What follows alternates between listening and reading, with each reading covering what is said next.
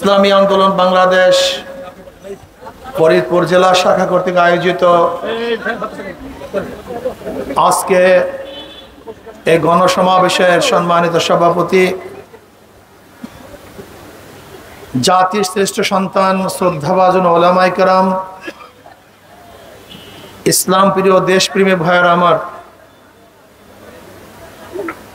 আল্লাহ পাকের শুকর যে মাওলাই করিম আপনাকে আমাকে দামি এক মাজলিসে উপস্থিত হওয়ার তৌফিক দান করছেন। শুকরিয়া তান সবাই বলে আলহামদুলিল্লাহ। আমরা যেই ভূখণ্ডে দাঁড়িয়ে আছি, এই ভূখণ্ডে এই পর্যন্ত 4 বার স্বাধীন হয়েছে। একবার স্বাধীন হয়েছিলাম ব্রিটিশ থেকে। স্বাধীনতার সূচনা করেছিল মুসলমান। ব্রিটিশরা মুসলমানদের সাথে বৈষম্য করেছিল, অত্যাচার অবিচার করেছিল। আপনারা জানেন, ব্রিটিশ ক্ষমতা দখল করেছিল মুসলমান থেকে। এই জন্য আলটিমেটলি মুসলমান ব্রিটিশের শত্রু হয়ে যায়। আর ব্রিটিশদের ক্ষমতা টিকিয়ে রাখার জন্য মুসলমানদের উপরে এমন কোনো অত্যাচার নাই যে অত্যাচার করা হয় নাই। এর জন্য ব্রিটিশ হটাও আন্দোলনের সূচনা করেছিল মুসলমান।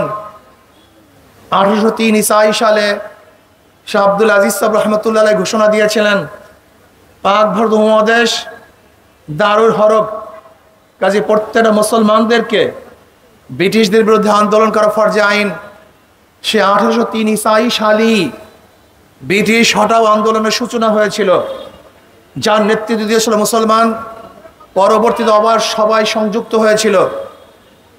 1857 ইসাই সালের আজাদি আন্দোলন, সেফাই বিপ্লবের সূচনায় ছিল মুসলমান। কিন্তু আমরা কি দেখলাম, দ্বিতীয়বার স্বাধীন হওয়ার পরেও মানুষ শান্তি পায় নাই, মুক্তি পায় নাই। পশ্চিমারা পূর্ব পাকিস্তানের জনগণের স্বার্থ রক্ষা করতে পারে নাই, তাদের স্বাধীনতা দিতে পারে নাই। আবার 71-এ পশ্চিম পাকিস্তানের বিরুদ্ধে আমরা আন্দোলন করে, সংগ্রাম করে বাংলাদেশ নামে একটা ভূখণ্ড অর্জন করলাম।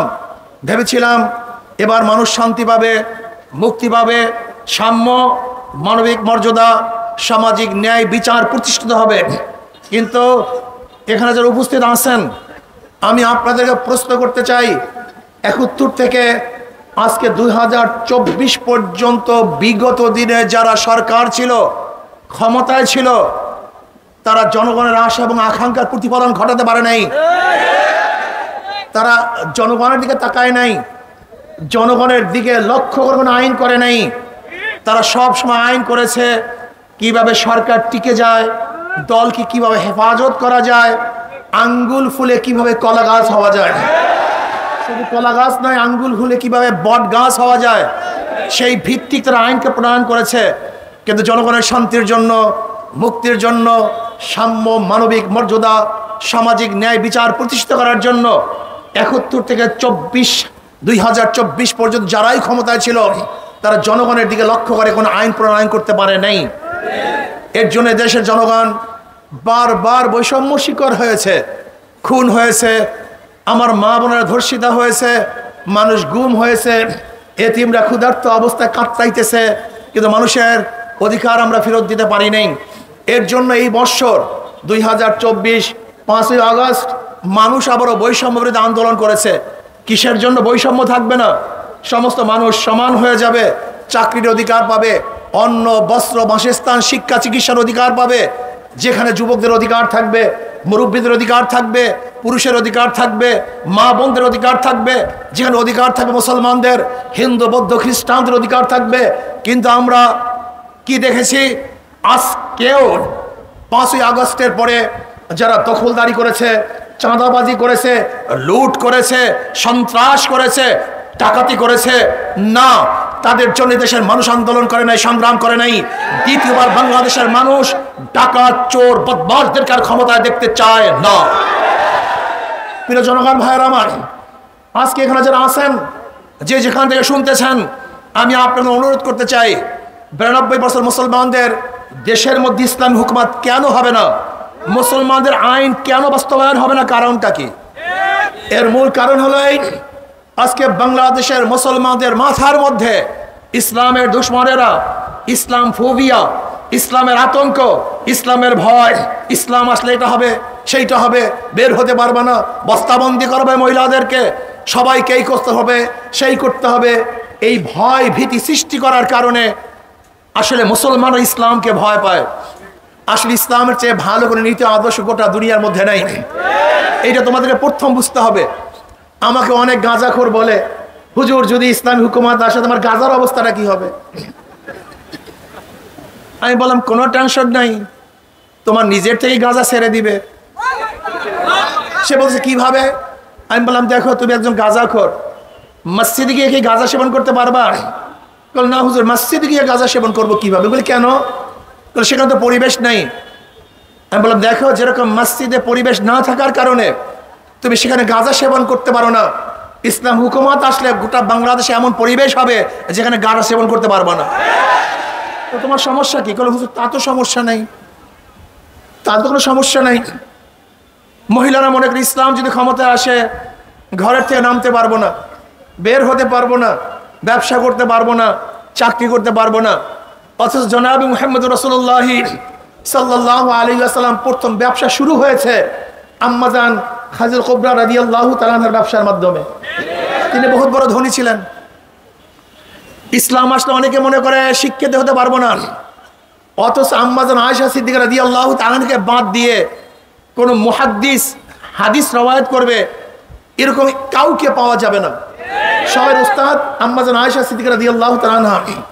একটা কিতাব লেখা হয়েছে যেখানে 30,000 মুহাদ্দিসা মহিলা, 30,000 মুহাদ্দিসা মহিলাকে যেখানে নাম নেওয়া হয়েছে যে এতগুলি মুহাদ্দিসা ছিল।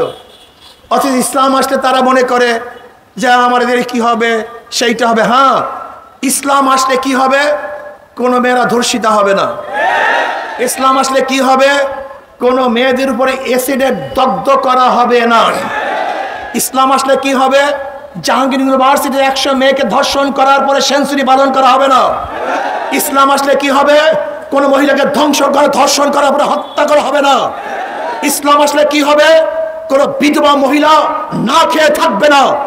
ইসলাম আসলে কি হবে? প্রত্যেকটা মহিলার অধিকারকে বাস্তবায়ন করা হবে। ইসলাম আসলে কি হবে? আমার প্রত্যেকটা মা বোনকে সম্মানিত করা হবে, ইজ্জত দেওয়া হবে, তাদের মর্যাদাকে বাড়িয়ে দেওয়া হবে। অথচ তোমরা কি করেছ? আমাদের মহিলাদের অধিকার নামে আমার মা বোনদেরকে পণ্য বানিয়েছ। আজকে যত ব্যবসা, যত খারাপ কাজের জন্য আমার মা বোনদের সবচেয়ে আশরাফুল মাখলুকাত, যাদের মাধ্যমে গোটা দুনিয়া সৃষ্টি হয়, সেই মা বোনকে পণ্য বানিয়েছে, চরিত্রহীনা করেছে, তাদেরকে নষ্ট করে ফেলছে। ইসলাম আসলে আমাদের মা বোনদের ইজ্জত সম্মান থাকবে সর্বোচ্চে, তাদের চেয়ে ইজ্জতওয়ালা কেউ থাকবে না, তাদেরকে ন্যায্য অধিকার দেওয়া হবে। ইসলাম ক্ষমতা আসলে ডাস্টবিনে খাদ্যের জন্য কাক কুকুরের সাথে কোনো গরিব আর লড়াই করবে না। সরকার প্রত্যেকটা ক্ষুধার্ত মানুষকে ক্ষুধা নিবারণ করার ব্যবস্থা করবে। ইসলাম ক্ষমতা আসলে বাংলাদেশে একজন বস্ত্রহীন মানুষ থাকবে না, গোটা বাংলাদেশের প্রত্যেকটা মানুষকে বস্ত্রের ব্যবস্থা সরকার প্রদান করবে। ইসলাম আসলে কি হবে? কোনো মানুষ খোলা আকাশের নিচে থাকবে না, কোনো মানুষ নিষেধের মধ্যে আর বৃষ্টির মধ্যে আর রৌদ্রের মধ্যে পড়বে না। ইসলাম আসলে প্রত্যেকটা জনগণের যাদের ঘর নাই তাদের ঘরের ব্যবস্থা সরকার করতে বাধ্য হবে। ইসলাম আসলে কি হবে? চুরি থাকবে না, ডাকাতি থাকবে না, ঘুষ থাকবে না, দুর্নীতি থাকবে না। এই ফরিদপুর জেলার ছাত্রলীগের সভাপতি 2000 কোটি টাকা বিদেশে পাচার করতে পারবে না। ইসলাম আসলে কি হবে? আজকে 14 লক্ষ কোটি টাকা যারা শাসক ছিল তারা আমাদের দেশের টাকা বিদেশে পাচার করেছে। ইসলাম আসলে বাংলাদেশে একটা টাকা বিদেশে পাচার হবে না। আজকে ইসলাম আসলে কি হবে আপনারা জানেন? যেরকম আজকে ব্যাংক থেকে 98,000 কোটি টাকা লুটপাট হয়ে গেছে, ইসলাম আসলে একটা টাকাও লুটপাট করা হবে না। ইসলাম আসলে কি হবে? আজকে গোটা বাংলাদেশের অর্থনীতি মাত্র 20-25 পরিবারের কাছে। ইসলাম আসলে সুষম বন্টন করা হবে। প্রত্যেকটা মানুষ তারা বাংলাদেশের টাকা নিয়ে উপকৃত হবে, ব্যবসা করতে পারবে। আজকে রিক্সাওয়ালাদেরকে টাকা দেওয়া হবে, ঠেলাওয়ালাদেরকে টাকা দেওয়া হবে, শ্রমিকদেরকে টাকা দেওয়া হবে, কুলি মজদুর তাঁতি ঋষি জেলে যেখানে গরিব আছে না কেন বাংলাদেশের সরকার দায়িত্ব নিয়ে তাদেরকে ধনী বানাবার ব্যবস্থা করবে। আমি আশ্চর্য হয়ে যাই, আজকে শিক্ষিত সমাজ তোমাদেরকে দেখে আমি আশ্চর্য হয়ে যাই। দেখো, ইসলামের প্রত্যেকটা অর্থনীতি গরিবদের জন্য। ইসলামের মধ্যে গরিব ধনী হয়, আর বর্তমান পুঁজিবাদী অর্থনীতি ধনী ধনী হয়, গরিব গরিব হয়। বিশ্বাস হয় না? আজকে একজন গরিব লোক ব্যাংকে যদি যান যে আমাকে 5 লক্ষ টাকা ঋণ দেন, ব্যাংকওয়ালা বলবে মর্গেজ আছে।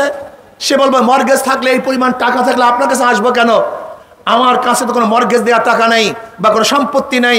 ব্যাংক বলবে টাকা তোমার জন্য না, যার আগের থেকে আসে ব্যাংক তাকেই টাকা দেয়, যার নাই তাকে ব্যাংক টাকা দেয় না। মিথ্যা বললাম কথা, ঠিক না? খুব ভালো মতো বোঝার চেষ্টা করেন। তাহলে যার আগের থেকে আসে ব্যাংক তাকে দেয়, তাহলে ডবল ধনী। আগেও 5 লক্ষ টাকার মালিক, ব্যাংক থেকে 5 লক্ষ টাকার মালিক বানিয়েছে, কয়বার ধনী? যে ব্যক্তি লোন নিছে, ইন্টারেস্ট মাফ হয়েছে, মাঝে মাঝে দেখবেন লোন মাফ, ইন্টারেস্ট মাফ, তা মাফ হলো কার? যাকে দিছে তারই মাফ, লোনও মাফ, ইন্টারেস্টও মাফ। তাহলে ধনী 4 বার ধনী। আগের থেকে 5 লক্ষ টাকা আছে, ব্যাংক থেকে 5 লক্ষ টাকা দিছে, 5 লক্ষ টাকা মাফ হয়েছে, এবং যে ইন্টারেস্ট হয়েছিল সেইটাও মাফ। আর গরিবের পেটের 5টা লাথি। 5 লক্ষ টাকা আগের থেকে ছিল না 1 লাথি, ব্যাংক থেকে দেয় নাই 2 লাথি, তার লোন মাফ হয় নাই 3 লাথি, তার ইন্টারেস্ট মাফ হয় নাই 4 লাথি। আর যেই ধনীদেরকে টাকা মাফ করছে বাংলাদেশের নাগরিক হিসাবে, সেই টাকার অংশীদারিও গরিব ছিল। ওই ধনীদেরকে মাফ করার কারণে 5 লাথি পড়ছে। তাই গরিব লাথি খেয়েছে কয়টা, আর ধনী বড় লোক হয়েছে কয়বার? এটা হলো পুঁজিবাদী অর্থনীতি। এখানে ধনী ধনী হয়, গরিব গরিব হয়, ধনী ধনী হয়, গরিব গরিব হয়। আর ইসলামী অর্থনীতি সব গরিবদের জন্য। যাকাত কাদের জন্য? ফাতরা কাদের জন্য? কথা বলেন না কেন? ওসর কাদের জন্য? দান কাদের জন্য? সবই তো গরিবদের জন্য। ইসলামী অর্থনীতি সবই গরিবদের জন্য। অথচ কপাল পোড়া গরিবরা ইসলামকে পছন্দ করে না। এর চেয়ে বড় কপাল পোড়া দুনিয়াতে নেই। এই কপাল পোড়া, সবচেয়ে কপাল পোড়া গরিবরা। আজকে যে বাংলাদেশের গরিব ইসলামী অর্থনীতি অ্যাপ্লাই করতো, আমি চ্যালেঞ্জ দিয়ে বলতে পারি, বাংলাদেশ ইসলামী অর্থনীতি অ্যাপ্লাই হলে আগামী 10 বছর পরে বাংলাদেশের সমস্ত গরিবরা দরিদ্র সীমার উপরে চলে যাবে। সবাই দরিদ্র সীমার উপরে চলে যাবে। যুক্তি কি? আজকে বাংলাদেশ 18 লক্ষ কোটি টাকা ঋণী। কত লক্ষ টাকা? 18 লক্ষ কোটি টাকা ঋণ। এখানে যারা দাঁড়ানো অবস্থা আছেন, প্রত্যেকের মাথার উপরে 1.5 লক্ষ টাকা ঋণ। আজকে যে সন্তান জন্মগ্রহণ করবে তারও মাথায় 1.5 লক্ষ টাকা ঋণ। 14 লক্ষ কোটির ভিতরে পাচার হয়ে গেছে। হাজার হাজার কোটি কোটি টাকা মেগা প্রজেক্টের নামে আত্মসাৎ করা হয়েছে। আপনারা দেখেছেন প্রাক্তন ভূমিমন্ত্রীর আমেরিকাতে কতগুলি বাড়ি, এর হিসাব কিতাব নেই। সব চুরি ডাকাতি করে সব তছনছ করে ফেলছে। কিন্তু ইসলামী অর্থনীতি আসলে আজকে 14 লক্ষ কোটি টাকা যা পাচার হয়ে গেছে। বাংলাদেশের 2 বারের যেখানে বাজেট, গত বছর বাংলাদেশের বাজেট হয়েছে 7 লক্ষ কোটি, আর বিদেশে পাচার হয়ে গেছে 14 লক্ষ কোটি। যদি আজকে 14 লক্ষ কোটি পাচার না করে বাংলাদেশের গরিবের মাথায় ভাগ করে দিতাম, বলেন তো বাংলাদেশে একজন গরিব থাকতো? তোমরা বুঝো না কেন? তোমরা ইসলাম বুঝতে চাও না কেন? তোমাদের সমস্যা কি? আরে ব্যাপক গরিবদের তো ইসলাম সমস্যা না। সমস্যা হলো যারা কলমের খোসায় লক্ষ লক্ষ কোটি কোটি টাকা আত্মসাৎ করেছে, সমস্যা ওদের। সমস্যা কাদের? ইসলাম আসলে বোকা বোকা। ইসলাম আসলে ক্ষমতায় থেকে যারা মহিলাদেরকে ব্যবহার করছে, ওদের ইজ্জতকে হরণ করেছে, 100 ধর্ষণ করার পরে সেঞ্চুরি পালন করেছে, সমস্যা তাদের। তোমার সমস্যা ইসলামের। ইসলাম আসলে সমস্যা তোমার নয়। ইসলাম আসলে যারা দেশটাকে লুটপাট করেছে, যারা আয়নাঘর তৈরি করেছে, ইসলাম আসলে সমস্যা তাদের। যারা অবৈধভাবে ক্ষমতায় থাকার জন্য হাজারো মানুষকে গুম করেছে, খুন করেছে, অত্যাচার করেছে, জুলুম করেছে, অবিচার করেছে, সমস্যা তাদের। তোমার সমস্যা হবে কেন? তুমি ইসলামকে পছন্দ করো না কেন? আমি তো বুঝলাম না কিছু। ইসলাম তো তোমার জন্য। ইসলাম তোমার সুখের জন্য, তোমার শান্তির জন্য, তোমার প্রাপ্তির জন্য, তোমার আশা এবং আকাঙ্ক্ষাকে বাস্তবায়ন করার জন্যই ইসলামী আদর্শ দুনিয়াতে আসছে। এর জন্য আসুন মনে রাখতে হবে, মাদার গাছ লাগিয়ে আমি আশা করা যায় না, তেঁতুল গাছের মধ্যে কোনোদিন মিষ্টি ফলের আশা করা যায় না। আমার প্রিয় ভাইয়েরা, আমার একটা উদাহরণ মনে রাখুন, একজনের নাম এ, একজনের নাম বি, একজনের নাম সি। এও চোর, বিও চোর, সিও চোর। ক্ষমতা আছে এ, সে কি করবে? হটাও এ বসাও বি, সে কি করবে? হটাও বি বসাও সি, সে কি করবে? কারণটা কি? নেতার পরিবর্তন হয়েছে, দলের পরিবর্তন হয়েছে, নীতি আদর্শের পরিবর্তন হয়নি। ওসি যায়, ঘুষ যায় না। এসপি পরিবর্তন হয়, ঘুষ পরিবর্তন হয় না। ডিসি পরিবর্তন হয়, দুর্নীতি পরিবর্তন হয় না। কারণটা কি? চেয়ার পরিবর্তন হইলেই ঘুষ বন্ধ হয় না, যতক্ষণ পর্যন্ত নীতি আদর্শের পরিবর্তন না হবে। এর জন্য ইসলামী আন্দোলন বাংলাদেশ বিশ্বাস করে, যতক্ষণ পর্যন্ত নীতি আদর্শের পরিবর্তন না হয়ে শুধু দল বা নেতা পরিবর্তন হবে, কোনো দিন এদেশে মানুষ শান্তি দেখবে না, শান্তি পাবে না। এই জন্য আসুন আগামী নির্বাচনে শুধু দল বা ব্যক্তি নয়, যেই দলের মধ্যে জনগণ ঐক্য হতে হবে, সমস্ত জনগণ ঐক্য হন। যেই দলের মধ্যে চোর আছে, গুন্ডা আছে, বদমাশ আছে, দুর্নীতিবাজ আছে, আমরা তাদেরকে ভোট দেব না। তাদেরকে বয়কট করুন, তাদেরকে প্রত্যাখ্যান করুন। জনগণের ঐক্য ব্যতীত কোনোদিন এদেশ সুন্দর হতে পারে না। শুধু একটা কথা, ঐক্যবদ্ধ হন। যারা গুন্ডা, বদমাশ, ধর্ষক, খুনি, লুটেরা, আমরা তাদেরকে ভোট দেব না। আমরা ভোট দেব তাদেরকে যাদের মধ্যে আল্লাহর ভয় আছে, যাদের চেহারার মধ্যে আমার নবী আলাইহিস সালাতু ওয়াস সালামের সুন্নাত আছে, যার চেহারার সাথে আমার নবীর চেহারার মিল আছে, যারা আল্লাহর সামনে হিসাব দেওয়ার ভয় করে, যারা দেশকে লুটপাট করবে না, বেগম পাড়া যাদের বাড়ি নাই, কেন নয়, আমরা তাদেরকে যদি ভোট প্রদান করি, ইনশাআল্লাহ দেশের মানুষ শান্তি পাবে, মুক্তি পাবে, নিরাপত্তা পাবে। এই জন্য আসুন আমরা সব ঐক্যবদ্ধ হই, ঐক্যবদ্ধ হই। আর আরেকটা কথা বলি, শেষ করতে চাই।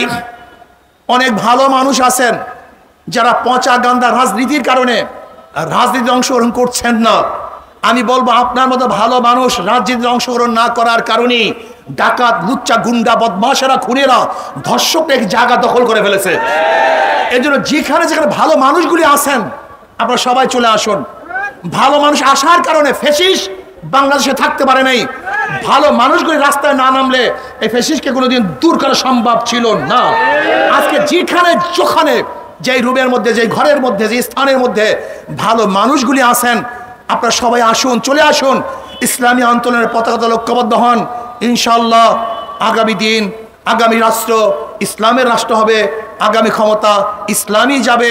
ইসলাম যদি ক্ষমতায় যায়, সমস্ত মানুষ শান্তি পাবে। মুসলমান, হিন্দু, বৌদ্ধ, খ্রিস্টান সবাই ধর্মীয় অধিকার ফিরে পাবে। আল্লাহ আমাকে